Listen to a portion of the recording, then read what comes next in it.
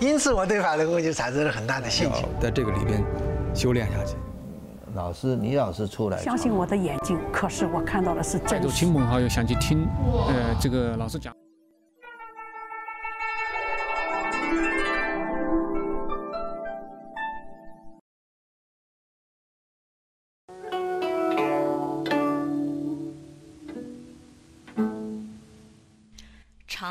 Voici le parc Chengli, près de la gare de Changchun, la ville du printemps éternel à l'extérieur de la Grande Muraille.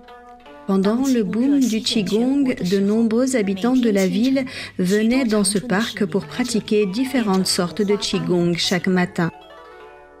Après s'être entraînés, les gens se rassemblaient souvent et discutaient de sujets liés au Qigong. Un jour de mai 1992, un jeune homme qui était un étranger pour ces pratiquants de Qigong s'est joint aux discussions. De nombreuses personnes pratiquaient là, sans distinction d'âge ou de sexe. Ils voulaient être en bonne santé. Ils pratiquaient différents types de Qigong. Ils discutaient souvent entre eux sur le Qigong après leur pratique matinale. Une personne disait « Je me sens bien aujourd'hui, j'ai chaud dans tout le corps ». Une autre se plaignait « Ah, mes mains sont engourdies ». Ces états existaient parfois. Maître Li allait les voir et leur enseignait. Mais personne ne savait qui était Maître Li. Maître Li parlait de la nature du Qigong, en théorie et en pratique, et montrait aux gens plusieurs mouvements. Ils n'avaient jamais vu une telle pratique de Qigong. Beaucoup de gens voulaient apprendre de Maître Li. Ce jeune homme était Monsieur Li Hongzhe. Beaucoup ont alors fait partie de son premier groupe d'élèves.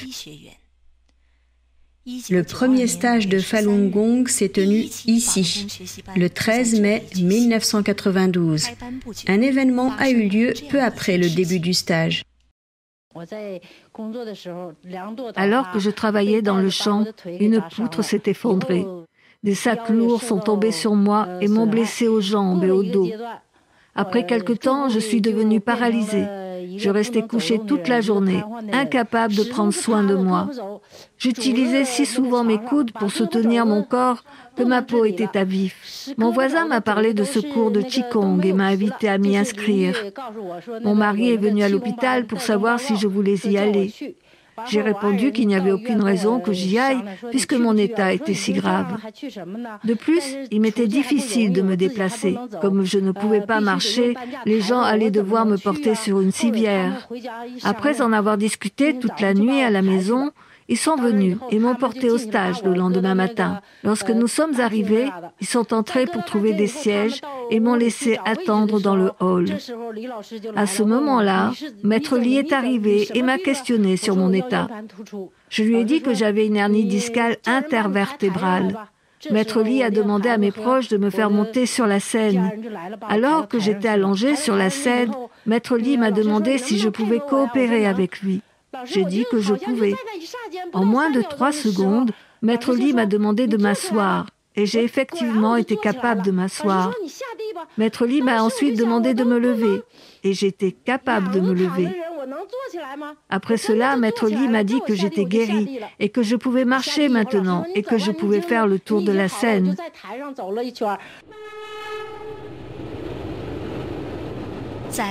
Après avoir tenu avec succès 2 stages à Changchun, M. Li Hongzhe est allé à Pékin en juin 1992.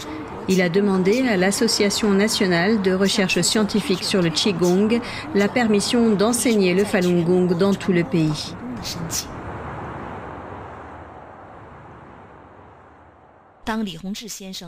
À l'époque, le Qigong était populaire depuis près de 20 ans. Environ 100 millions de personnes pratiquaient plus de 2400 sortes de méthodes de Qigong dans tout le pays. La situation au sein de la communauté du Qigong était également devenue très compliquée. Comme l'association de recherche supervisait tellement de sortes de méthodes de Qigong, il fallait qu'elle évalue minutieusement la demande d'un nouveau venu. Comme il y avait des milliers de pratiques de Qigong différentes à travers le pays à l'époque, comment pouvait-on convaincre l'association que sa pratique valait la peine d'être prise en considération? Ainsi, il a dû clarifier sa mission pour guider les gens vers des niveaux élevés, pour restaurer la réputation du Shulian et corriger les idées fausses au sein de la communauté du Qigong.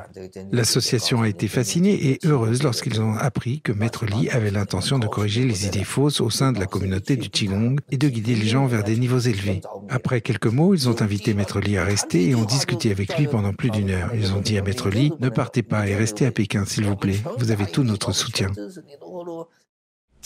Les autorités ont été convaincues par la méthode de M. Li Hongzhi. Ils ont validé à l'unanimité son évaluation et ont accepté d'établir immédiatement une association de recherche sur le Falun Gong relevant de l'Association nationale sur le Qigong et de promouvoir le Falun Gong dans tout le pays.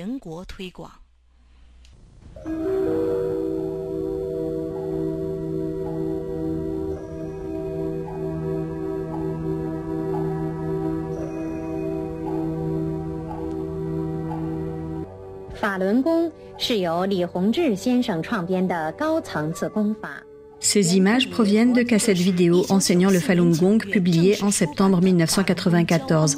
Avant cela, l'Association nationale sur le Qigong et la Commission nationale des sports avaient produit des émissions pour enseigner le Falun Gong.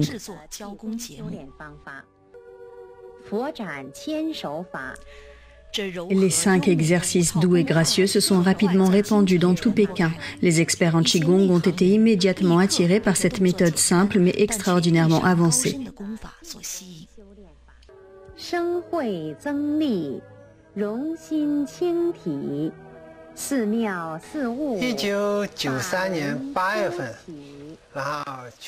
Quand je suis allé à Pékin en août 1993, j'ai entendu un très beau son alors que je passais devant le parc Zhongshan et le temple Qinyin. Quand j'ai suivi le son, j'ai vu des dizaines de personnes pratiquant le Qigong. Quand j'ai réalisé que je n'avais jamais vu ce type de Qigong auparavant, je me suis arrêté pour regarder leur pratique du début à la fin. J'ai été surpris par un exercice appelé la position debout du Falun. Il n'y a que 4 positions pour tenir la roue. Tenir la roue devant la tête, tenir la roue devant le bas-ventre, tenir la roue au-dessus de la tête, tenir la roue des 2 côtés de la tête. 3 des 4 positions debout comportent une position les bras levés. La compréhension normale au sein de la communauté du Qigong est que seuls ceux qui sont avancés dans leur pratique sont capables de pratiquer des positions les bras levés. En tant que médecin, je sais que les débutants ne devraient pas adopter des positions les bras levés. C'est particulièrement vrai pour les personnes souffrant d'hypertension. La position des bras levés pourrait entraîner une élévation supplémentaire de la pression artérielle. Par conséquent, cette façon de pratiquer m'a laissé perplexe. J'ai attendu qu'ils aient terminé et je suis allé leur parler. Ils m'ont dit qu'ils pratiquaient le Falun Gong. J'ai demandé à quelqu'un si l'un d'entre eux souffrait d'hypertension. Et je me suis informé sur leur état de santé. Il a dit que ceux qui souffraient d'hypertension avaient baissé leur tension artérielle après avoir commencé la pratique. J'ai posé des questions sur les personnes souffrant d'hypotension. Il a dit que les personnes souffrant d'hypotension et d'hypoglycémie avaient toutes récupéré après avoir commencé la pratique. Je lui ai demandé s'ils avaient suivi les cours de M. Li Hongzhi. Il a mentionné qu'ils l'avaient tous fait. J'ai été très intéressé et j'ai demandé s'il y avait encore une possibilité pour que j'assiste au stage de Maître Li. Le Falun Gong était déjà au premier plan dans la communauté du Qigong. Partout où Maître Li se rendait, les autorités locales et les associations de Qigong lui offraient leur soutien. La presse suivait de près avec des reportages approfondis. Les gens ont envoyé des courriers depuis les 31 provinces, villes et régions autonomes pour s'informer sur les principes et la pratique du Falun Gong, pour demander des documents et acheter des livres. En juin 1994, le 2e stage de Falun Gong à Jinan, la ville célèbre pour ses sources dans la province du Shandong, a eu lieu. Le premier jour, Maître Li a clairement énoncé le but de son stage. Bien sûr, cela veut dire que je ne suis pas comme les autres maîtres de Qigong qui enseignent aux gens simplement comment rester en forme et guérir les maladies. Ce que je fais maintenant, est une chose que tous les autres maîtres de Qigong n'ont jamais faite. Je fais quelque chose de totalement différent de ce que font les autres. C'est-à-dire que je guide les gens vers les niveaux élevés. Je guide véritablement les gens vers les niveaux élevés. C'est l'objectif de ma venue en public. Pour la plupart des personnes qui assistaient au stage de Falun Gong pour la première fois, le Qigong était un moyen d'améliorer sa santé et de se débarrasser des maladies. Monsieur Li a révélé le principe profond résidant là-dedans. Le Qigong n'est pas une sorte de sport que les gens ordinaires pratiquent. Ce n'est pas non plus comme faire de la gymnastique. En fait, le Qigong est un moyen extraordinaire qui dépasse l'état de la société des gens ordinaires. Derrière, il y a des principes qui dépassent l'ordinaire. Si tu veux cultiver et guérir tes maladies en pratiquant le Qigong, tu dois accorder de l'importance aux deux, la vertu. Dans notre école de Bouddha, nous parlons de cultiver et pratiquer le Xing-Shing. Tu dois cultiver ton Xing-Shing. Comme dans l'exemple que j'ai donné l'autre jour, si tu veux te sublimer, c'est pareil si tu veux te débarrasser de tes maladies. Car se débarrasser des maladies, n'est-ce pas la base et le début de la sublimation?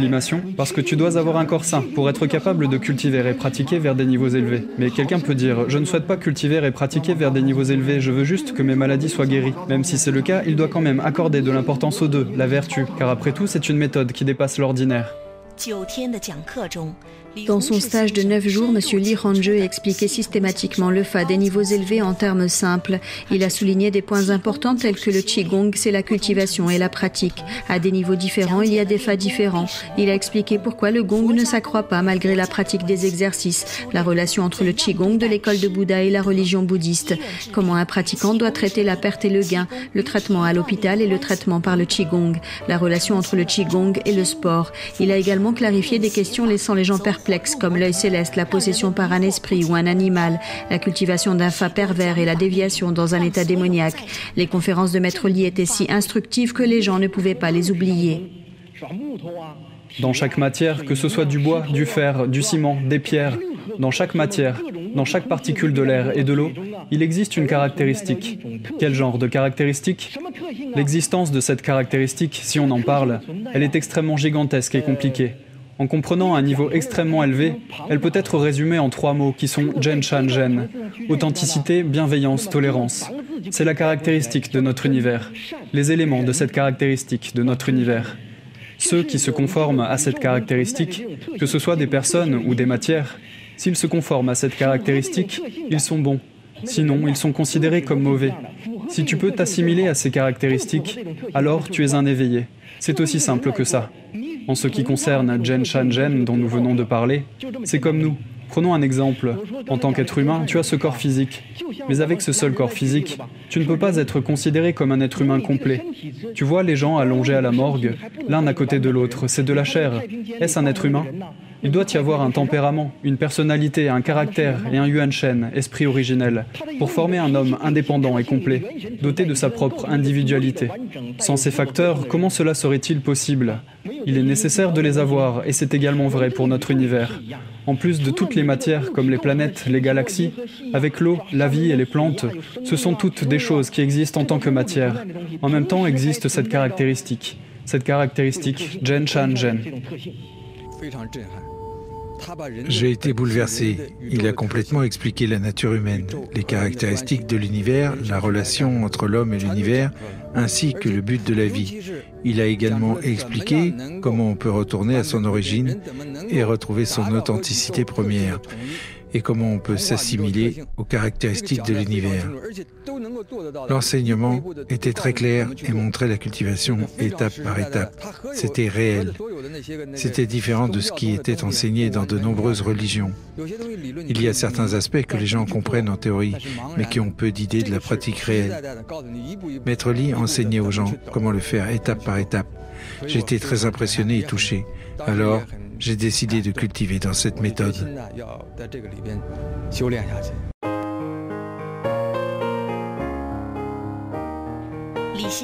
Lorsque M. Li a commencé à enseigner en public en 1992, de nombreux conflits sociaux s'intensifiaient en Chine.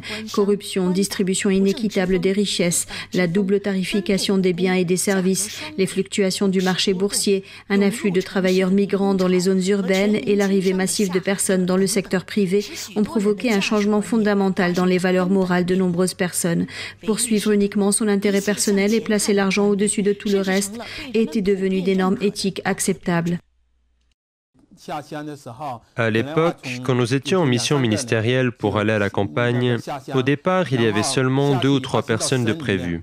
Nous rencontrions d'abord les envoyés au niveau provincial qui allaient nous accompagner, puis la même chose au niveau de la ville, ensuite au niveau du district, et encore au niveau du canton, puis du bourg. Et finalement, lorsque nous atteignions le niveau du village, nous arrivions à 20 ou 30 personnes pour profiter des repas fournis par les villageois. Si quelqu'un va à Fuzhou et doit s'enregistrer dans un hôpital, il ne vous accepte pas. Vous devez compter sur vos relations et donner des pots de vin. Une fois que vous êtes admis, vous devez recommencer pour trouver un bon médecin. Vous avez même besoin de relations pour faire une radio. Sans relation, vous ne pouvez même pas obtenir un rendez-vous. Sans pouvoir, sans relation et sans argent, il est très difficile d'obtenir quoi que ce soit.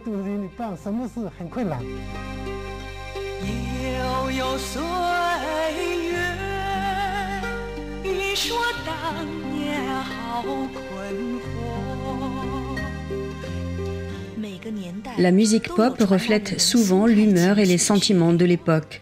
Cette chanson populaire des années 1990 reflète l'hypocrisie, l'indifférence, la lassitude et la frustration que les gens ressentaient.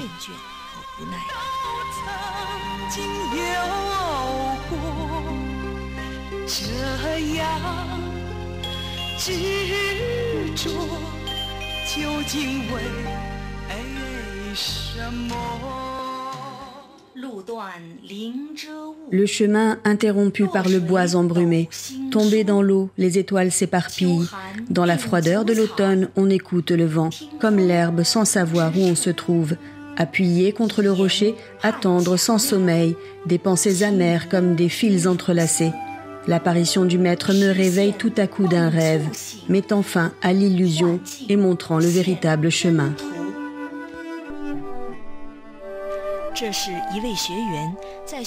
Ceci est un poème écrit par un pratiquant après avoir étudié le Falun Dafa. Dans une société matérialiste où les valeurs morales déclinent rapidement, entendre M. Li Hongzhi enseigner et expliquer les lois de haut niveau était une occasion rare pour les gens. C'est pourquoi de nombreux pratiquants ont suivi les stages de M. Li partout, malgré la distance et les difficultés.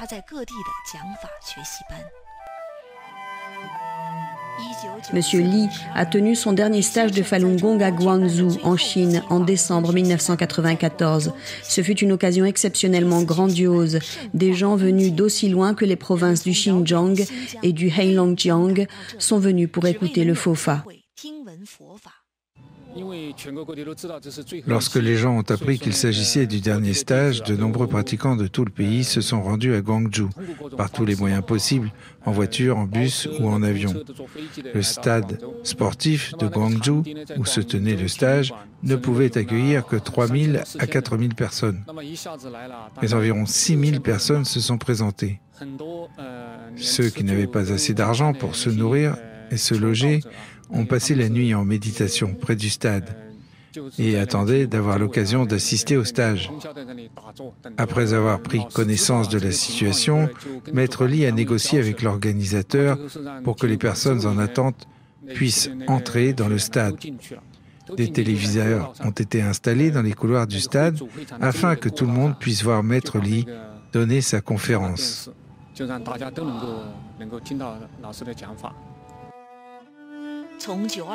Monsieur Li Hongzhi a organisé 54 stages de Falun Dafa de 10 jours. Du premier stage à Changchun le 13 mai 1992 jusqu'au dernier à Guangzhou en décembre 1994. Il n'est pas difficile d'imaginer à quel point Monsieur Li a été occupé pendant ces 2 ans et demi. Monsieur Li n'a jamais mentionné les difficultés qu'il a rencontrées pendant la période où il donnait les stages. C'était également difficile à imaginer pour les gens. Les difficultés et la complexité de réussir à diffuser le Fo Fa dans la société chinoise contrôlée où l'idéologie et la propagande de l'autorité dirigeante étaient complètement différentes, dépassaient l'imagination des gens. Monsieur Lee n'a guère le droit à l'erreur. Il devait être absolument parfait et résister à tout examen. Monsieur Lee a accompli sa mission. Après notre arrivée à Guangzhou, nous avons choisi un hôtel relativement bon marché, car le coût de la vie était assez élevé. Il y avait des rats et des cafards qui rampaient sur nous la nuit pendant que nous dormions à l'hôtel. Il y en avait beaucoup. 2 groupes de personnes n'en pouvaient plus. Ils se sont plaints que l'hôtel était horrible et qu'ils ne pouvaient pas supporter les rats qui rampaient sur eux la nuit. Ils sont partis dès le lendemain pour trouver un meilleur hôtel. Un seul groupe est resté. À leur grande surprise, ils ont vu Maître Lee prendre son repas alors qu'ils prenaient leur repas à la cafétéria. Maître Lee logeait dans le même hôtel.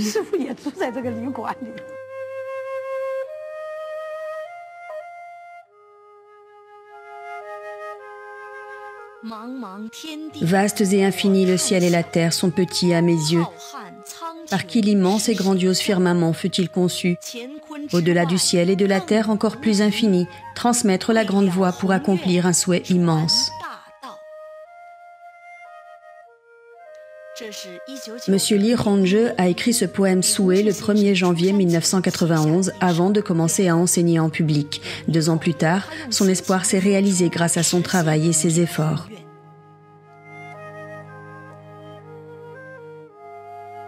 Le livre Zhuan Falun, dans lequel M. Lee Hong-je a compilé les conférences qu'il a données, a été officiellement publié en décembre 1994. Il présentait au public une image complète du Fa de l'univers.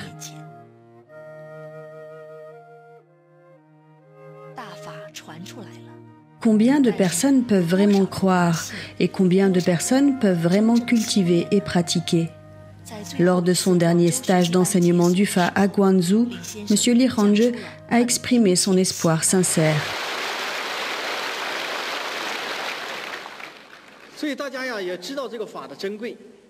Nous savons donc tous à quel point le Fa est précieux.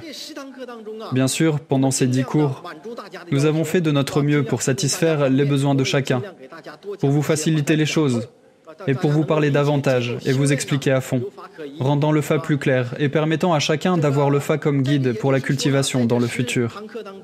Et pendant ces 10 cours, vous avez compté sur moi, pendant que je vous guidais pour cultiver à des niveaux plus élevés et que je purifiais votre corps. Le but était de vous rendre tous capables de cultiver dorénavant. C'est-à-dire qu'après ces 10 cours, si tu es capable de cultiver ou non, et si tu es capable d'atteindre le but ou non, cela dépend entièrement de toi. Mais je vous le dis, puisque vous êtes déjà assis ici, tout cela est dû à l'affinité prédestinée. Je pense qu'une fois rentré, tu peux essayer d'y mettre du tien, pour voir comment ça se passe et continuer à te cultiver. Autant tu te donnes, autant tu obtiens, c'est sûr.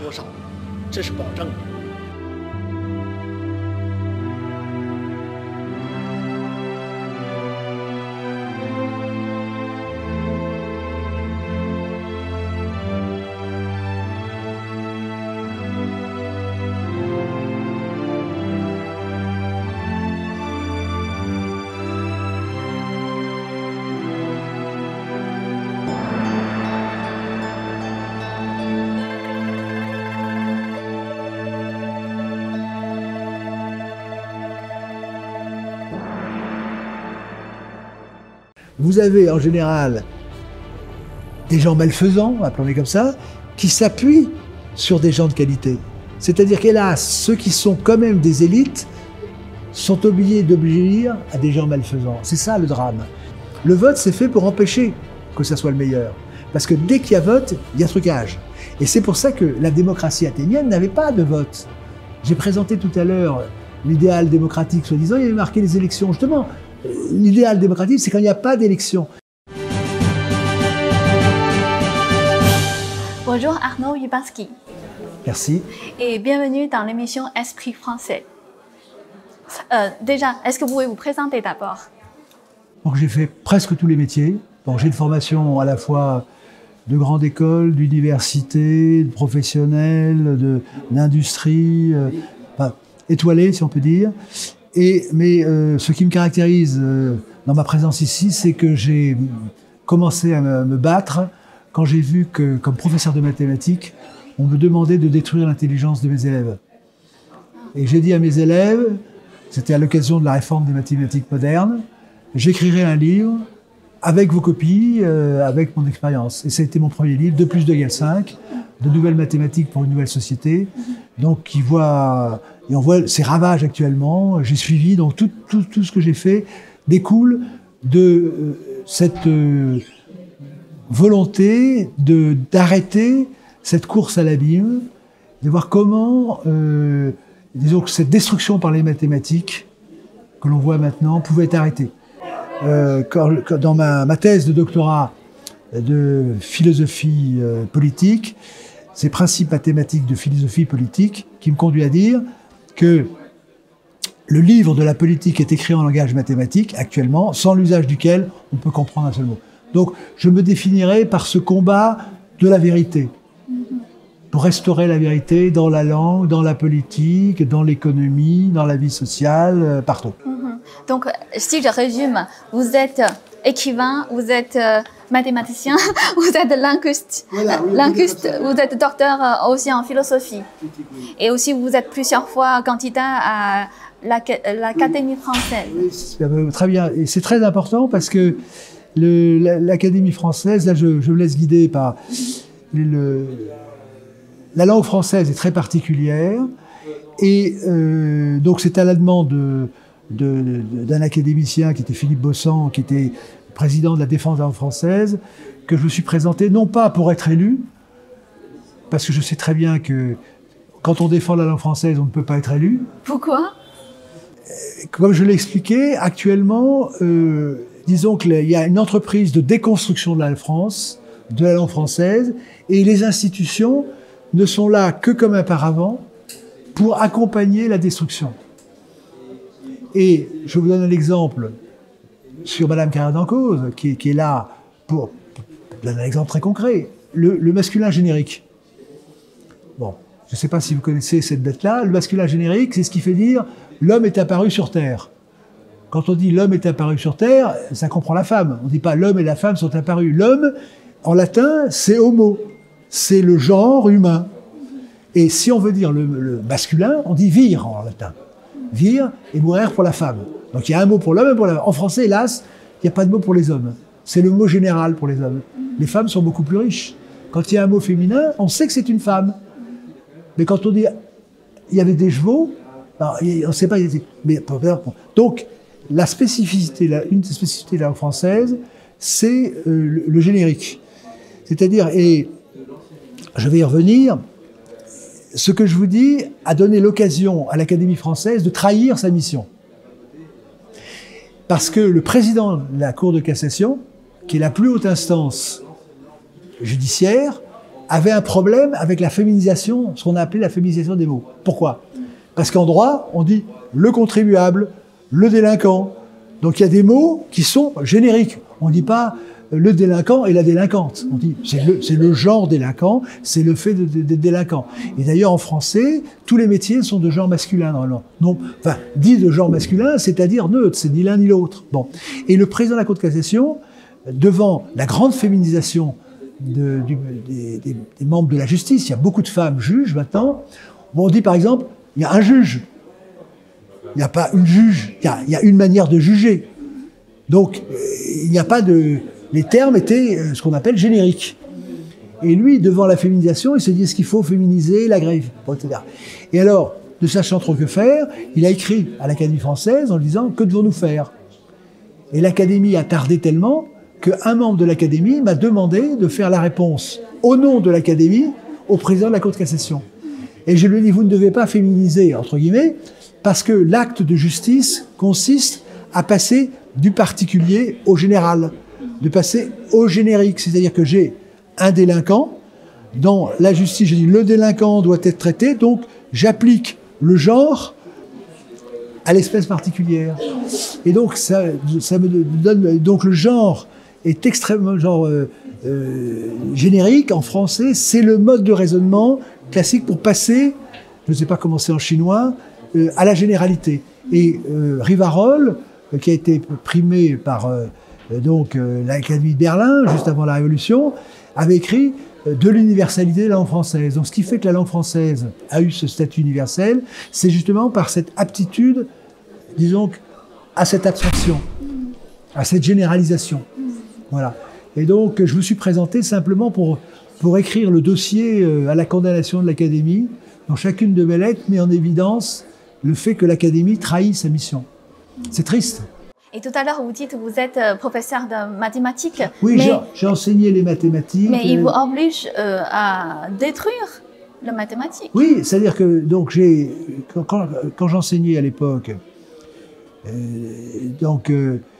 j'ai vu, donc c'était dans les années 70, lorsque on m'a imposé, les programmes nous imposaient de détruire l'enseignement des mathématiques, et je prends deux exemples types, les cas d'égalité des triangles et la règle de 3. Eh bien, comme je l'expliquais tout à l'heure, si vous appreniez ces choses-là, vous étiez, si vous voulez, persécuté. Donc vous êtes persécuté? À l'époque, ben oui, moi j'enseignais une discipline qui était falsifiée. Et les mathématiciens de renom de l'époque, je l'ai dit, j'ai un livre qui s'appelle 2 + 2 = 5, je vous l'ai dit, j'ai donné l'état, tous étaient opposés. C'est-à-dire que les élites mathématiques étaient opposées. Mais les mathématiques étaient utilisées comme un moyen de détruire l'intelligence. C'est une chose inimaginable. Est-ce que vous... Parce que moi, j'ai déjà beaucoup entendu que les Français ne sont pas très bons en général en mathématiques. Ah ben ils étaient excellents, mais plus maintenant. C'est fini. C'est-à-dire que le président Macron, d'ailleurs, l'a dit, mais moi j'ai annoncé il y a 30 ans, j'ai dit dans 30 ans, nous aurons un désastre de mathématiques. Parce que quand on détruit la curiosité mathématique de l'enseignement, on arrive à ce résultat. Mais ça a été une politique. Il y a une politique de destruction de l'intelligence, du raisonnement, de la logique. Cette politique, c'était visible, c'est connu, comment vous avez constaté, ou pas seulement vous, et il y a d'autres enseignants comme vous? Oui, alors j'ai un livre que je pourrais vous communiquer,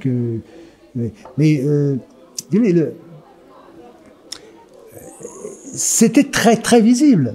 On ne peut pas faire autrement. C'est-à-dire que simplement quand vous regardez un livre de mathématiques, vous aviez des figures anguleuses, de belles figures, et après tout à coup on voit des diagrammes, des flèches dans tous les sens, des ensembles, etc. Donc en fait, j'ai révélé que c'était pour introduire l'esprit de gestion, l'esprit d'informatique. C'est-à-dire que c'est l'esprit qui nous introduisait à l'informatique. Mais c'était plus les mathématiques. Mais c'était visible, c'est merveilleux. Mais le problème, il est toujours le même, c'est que quand vous avez un pouvoir totalitaire, je l'appellerais totalitaire, qui met de la pression, on l'a vu dans la médecine, personne ne peut résister. C'est les programmes, et si vous ne marchez pas, bon, eh ben vous êtes exclu, et les gens suivent parce qu'il faut gagner leur vie. Enfin, c'est la soumission à l'autorité, c'est une technique bien connue des régimes totalitaires. Et ce qui est menti, c'est de voir que la société française, en l'espèce, n'est pas capable de résister. On l'a vu pour la médecine. Moi, j'étais en première ligne dans les EHPAD. J'étais PDG d'une holding pharmaceutique.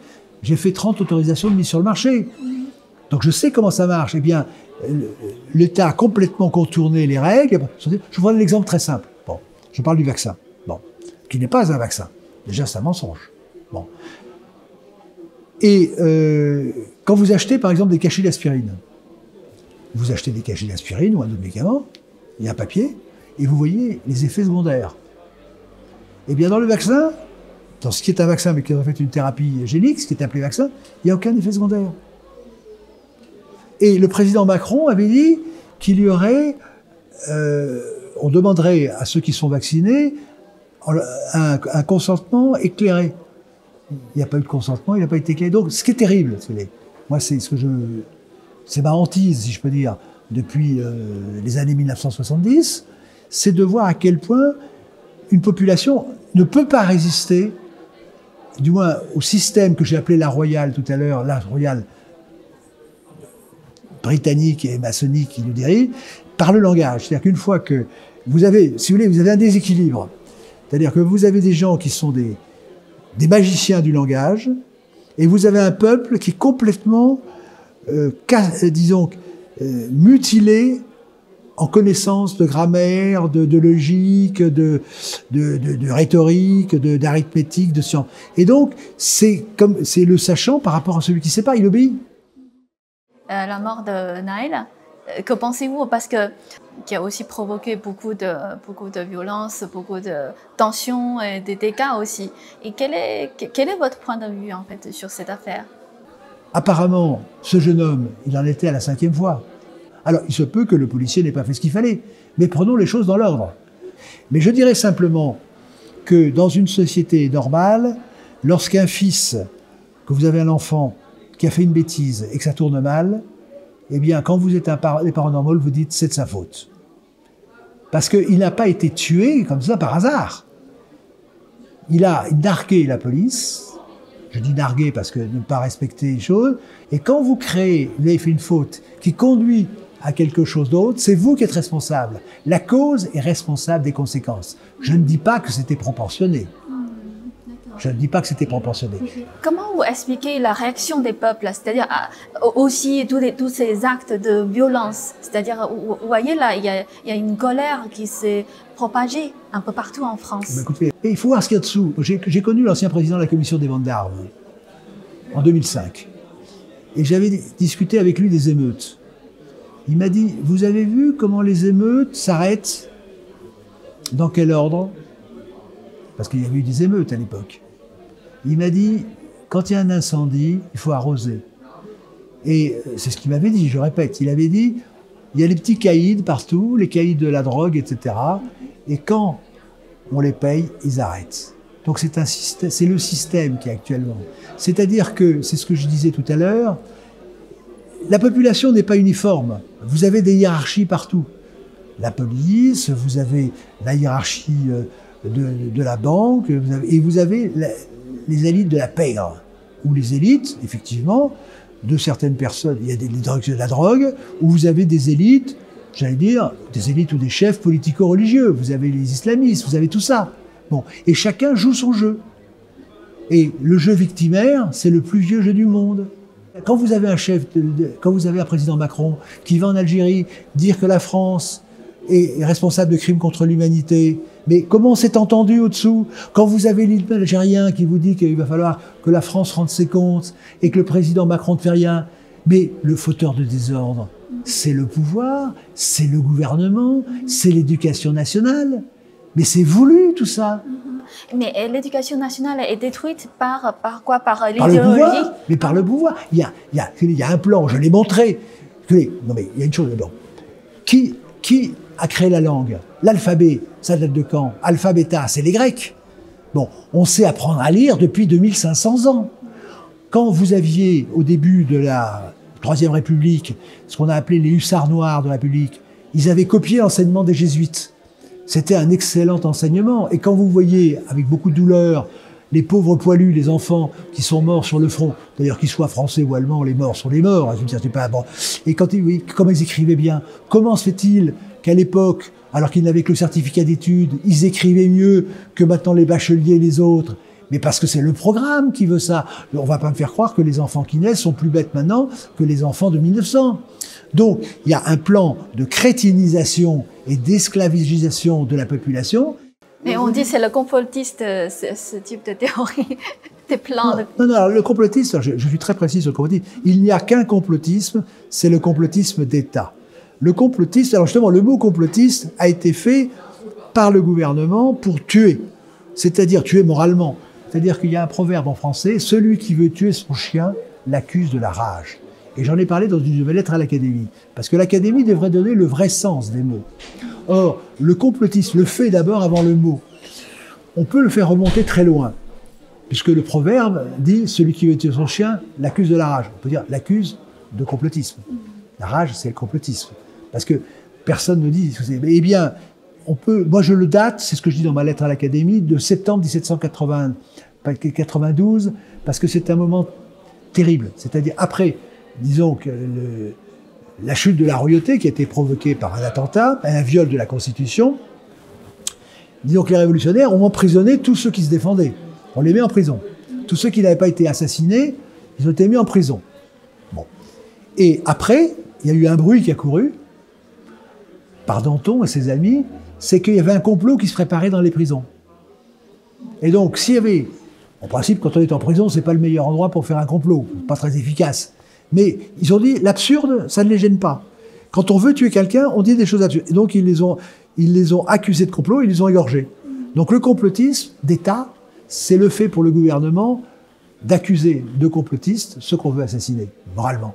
Donc, c'est pour ça que le mot complotiste, alors on revient à la langue, ce qui est très fort dans le système actuel, c'est qu'il enferme des personnes dans un mot. Il y avait les enragés, vous avez Aristo, vous avez les claqués. Et ceux qu'on veut détruire, on les met tous dans un mot, on crée un terme infamant, et du moins on les tue moralement, sinon physiquement. Bon. Mais moi, ce sont des faits, si vous voulez.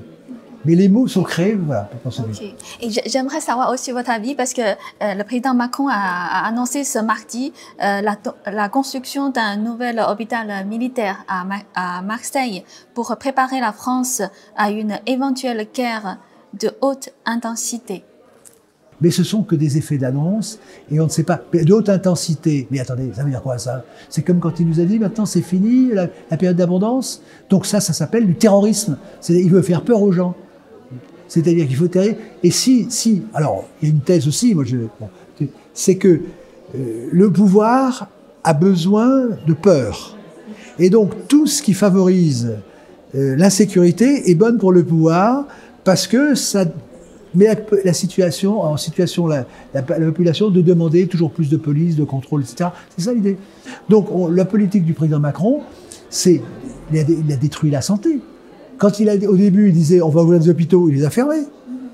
Donc on est dans un système destructeur, prédateur, qui est, je l'avoue, inimaginable. Alors effectivement, quand vous avez des personnes, mais qui n'ont pas la méthode, qui découvrent et qui exagèrent parfois ces dysfonctionnements, eh bien, ils tombent sous le coup de complotisme. C'est-à-dire qu'il y a beaucoup de personnes qui se rendent compte que ça ne va pas. Et alors à ce moment-là, il y a une emphase, et il y a même, je dirais, des personnes qui sont salariées pour donner des fausses nouvelles pour faire croire que tous ceux qui contestent ce qui se passe sont des fous. Mais aujourd'hui, votre conférence, justement, c'est sur le système idéal, enfin, système politique idéal. Mais est-ce que, quand on parle le système actuel, système politique actuel, vous pouvez nous dire quel est son impact sur notre société? Écoutez, il faut, pour comprendre les choses, il faut prendre dans la durée. C'est-à-dire que, qu'on le veuille ou non, personne ne peut nier que l'idéal politique, c'est la République idéale du roi Soleil. Par sa représentation, par son embellissement de la France, par sa richesse. C'était le premier royaume au monde, peut-on dire. Bon, on pourrait parler de la Chine, mais en tout cas en Europe. Mais même les Chinois admiraient. C'était un modèle qui inspirait l'admiration. Et on disait d'ailleurs que la France, à l'époque, c'était la Chine de l'Europe. Vous voyez, c'est un bon compliment qu'on peut vous faire. Et quand vous prenez la situation actuellement, vous voyez que nous sommes passés du premier rang au dernier. Enfin, nous traînons lamentablement. La France est méprisée. Elle est méprisée, donc ridiculisée. Ce régime est un régime qui est totalement téléguidé par les anglo-saxons. C'est-à-dire que ce qu'ils appellent démocratie, c'est l'art royal maçonnique. C'est-à-dire qu'ils ont toutes les clés. Je vous donne un exemple très simple, le mot vote. Le mot vote est un mot anglais. Bon, on parlait des vœux à l'époque. Donc, majorité, c'est un mot anglais. C'est-à-dire qu'en français, majorité, c'est la majorité quand on a dépassé un certain âge. Mais le mot majorité téquilo est anglais. Donc, c'est un système qui a été mis en place par William Pitt et ses amis à la franc-maçonnerie anglaise pour que nous n'ayons pas les clés. Et ça veut dire que c'est toujours... Vous prenez la désindustrialisation. C'est quelque chose de tout à fait fantastique. La France s'est désindustrialisée. Elle avait une position, une prééminence en agriculture. Maintenant, l'Allemagne l'a dépassée. On est chez les fous. On est chez les fous. Et donc, ce régime est obligé de nous faire croire qu'il nous aime, mais en réalité, il nous détruit. Parce que la France, justement, c'est le grand modèle, le grand modèle chrétien. C'est le grand modèle des valeurs opposées aux valeurs anglaises. Et c'est dans ce domaine qu'on est obligé de faire appel à la théologie. On se dit, mais c'est pas possible qu'il y ait une telle haine de la France que les Anglais appellent friend bashing. On appelait d'ailleurs, c'est pas possible. Si, parce que si on passe au niveau supérieur, alors il y a la grille économique, il y a la grille politique, la grille culturelle, il y a tout un ensemble de niveaux. Mais si vous passez au sommet de la pyramide, et c'est pour ça que dans ma conférence, j'ai dit, il faut absolument remonter au sommet, c'est la théologie. C'est-à-dire que tous les peuples du monde croient qu'il y a un Dieu. Personne, dans la société cannibale, il y a toujours quelque chose. Il n'y a que notre société, on dit non, il n'y a rien à voir au-dessus. Il n'y a que nous, il n'y a rien au-dessus. Déjà, c'est un crime contre l'intelligence. Or, si vous voulez, si vous considérez que Dieu existe et qu'il y a le diable, même sans savoir qui c'est, eh bien, la France était finalement le sommet de la pyramide en France, c'était Dieu. On l'a vu avec le nôtre. C'est la gloire de Dieu, le respect de l'ordre divin. Eh bien, ce qui détruit l'ordre divin, ben, c'est le diable, qui est le singe de Dieu. Et donc, avec le diable, on a une très bonne destruction. La République actuelle, qui se tient, singe la royauté, on le voit, mais pour l'amener en enfer, si je peux dire. Et c'est ce qui nous arrive. Est-ce que si je résume, c'est-à-dire la raison profonde des problèmes en France, c'est cette perte de la foi et perte de la croyance, enfin, de respect vis-à-vis de Dieu? La raison principale, je l'ai dit avec le bonnet phrygien, c'est-à-dire que quand on arrive à imposer un peuple, ce qu'il est là, un symbole, le bonnet phrygien, qui représente le passage de l'esclave, alors que les francs, c'était les hommes libres, quand on est arrivé à reposer quelqu'un à sa contre-représentation, l'inverse de ce qu'il prend comme symbole, on le tue. Or, celui qui fait ça, c'est un grand sorcier, c'est un grand magicien, c'est quelqu'un qui vous déteste. Alors le problème, vous l'avez dit, mais le problème principal, c'est que la France a perdu sa tête, non pas celle de Louis XVI, mais sa tête tout court, son gouvernement, depuis la Révolution, et elle a par des ennemis de la France, et on peut dire des ennemis de Dieu. Donc il n'y a qu'un seul problème en France, c'est que les Français ont perdu le pouvoir. Et Macron est le symbole. Macron, il est parachuté de la City. Alors donc, britannique, c'est la perfidie Albion, ensuite c'est la finance et c'est la City. On ne peut pas faire mieux. Hein. C'est vraiment et il parle anglais. Donc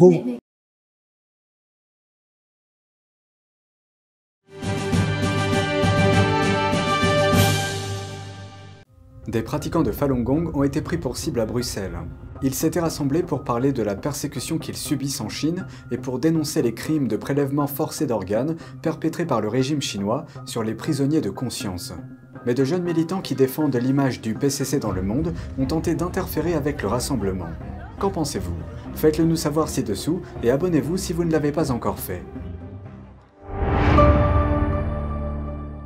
Bienvenue dans Regard sur la Chine. Le 26 juin dernier, dans le centre de Bruxelles, des pratiquants européens de Falun Gong se sont rassemblés pour parler de la persécution du Falun Gong et des prélèvements forcés d'organes orchestrés contre les pratiquants, les dissidents et d'autres groupes spirituels par le Parti communiste chinois en Chine. Plusieurs jeunes militants pro-PCC sont venus sur les lieux pour perturber l'activité, mais ils ont été stoppés par la police et expulsés du site de l'événement.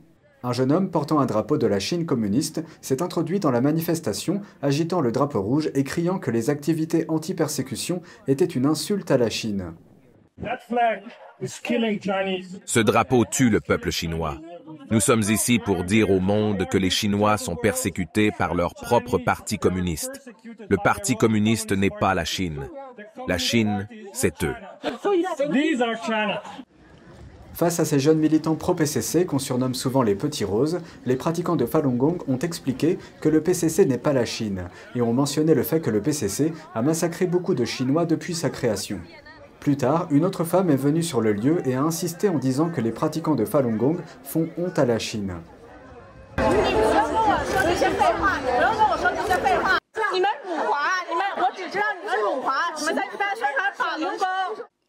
Selon les pratiquants de Falun Gong présents sur les lieux, cette femme a prétendu appartenir à une commission chinoise auprès de l'Union européenne, mais elle l'a plus tard nié. Plusieurs autres petits roses se sont manifestés, toutes ces personnes portant des masques avec le logo Chine. Plus tard, des policiers belges sont arrivés pour remettre de l'ordre, expulsant et isolant ces jeunes Chinois pro-communistes de l'événement. En fait, avant l'arrivée de la police, j'ai demandé à l'un d'entre eux pourquoi ils faisaient cela, pourquoi ils choisissaient de représenter un régime qui est responsable, entre autres, de la mort de millions de ses propres citoyens innocents, y compris d'innocents pratiquants de Falun Gong qui ne font que pratiquer vérité, compassion et tolérance. Cette personne ne savait clairement pas comment répondre à ma question et elle m'a soudain dit, littéralement, « C'est parce que je ne connais pas la vérité ». Pour être honnête, j'ai été un peu choqué par cette réponse. Les pratiquants de Falun Gong en Chine sont victimes de violences depuis plus de 20 ans. Et cela continue encore aujourd'hui. Mais en fait, ces jeunes étudiants sont tout autant des victimes. L'adoption d'une loi par le régime chinois a donné des frissons aux Occidentaux vivant en Chine, qu'il s'agisse d'universitaires, de chefs d'entreprise ou de journalistes. Ce qui inquiète beaucoup de monde, c'est que la nouvelle loi élargit le champ de ce que Pékin considère comme de l'espionnage, mais sans en définir clairement les termes. Elle interdit le transfert de toute information liée à la sécurité nationale. Cela signifie que l'accès à tout document donné ou matériel lié à la sécurité nationale pourrait être considéré comme de l'espionnage. La loi confère également aux autorités chinoises des pouvoirs accrus. Elles peuvent empêcher les suspects de quitter la Chine. Elles peuvent également fouiller les sacs, les appareils électroniques et les biens des suspects. Le problème, c'est qu'avec une loi aussi vague, des activités commerciales normales et la collecte d'informations pourraient désormais être considérées comme des actes criminels. Des activités normales telles que la collecte de renseignements sur les marchés locaux et les concurrents commerciaux pourraient ne plus être sûres. Les réactions affluent. Elles émanent notamment des dirigeants des deux plus grands groupes d'entreprises en Chine, la Chambre de commerce européenne et la Chambre de commerce américaine. Dans une interview accordée à Nikkei Asia, le président de la Chambre de commerce européenne a demandé « Qu'est-ce que nous sommes censés respecter? Qu'est-ce qui constitue un secret d'État? Quel type d'information n'est pas censé être en notre possession ?» La Chine a récemment perquisitionné les bureaux en Chine de deux sociétés américaines, Capvision et Mintz. Un autre géant américain du conseil, Bain & Company, a déclaré que la police chinoise avait interrogé le personnel de son bureau de Shanghai. Les journalistes occidentaux en Chine s'interrogent également de l'impact de cette loi sur leur travail. Un journaliste a déclaré à VOA que bon nombre d'entre eux s'inquiètent de ce qu'est cette loi et de ce qu'elle pourrait signifier. Pékin a détenu des dizaines d'étrangers pour espionnage. Quelques exemples, Michael Spavor, un consultant canadien, Michael Kovrig, un ancien diplomate canadien, et Chang Lei, une présentatrice d'un journal télévisé en Australie. En mai dernier, la Chine a condamné un citoyen américain de 78 ans à la prison à vie. L'accusation est liée à l'espionnage, mais les autorités chinoises n'ont pas donné de détails. Les tensions entre la Chine et les États-Unis montent en flèche, faisant craindre une véritable guerre totale. L'armée chinoise réagit en multipliant les essais d'armes. Le risque d'un conflit armé avec les États-Unis atteint désormais un niveau record.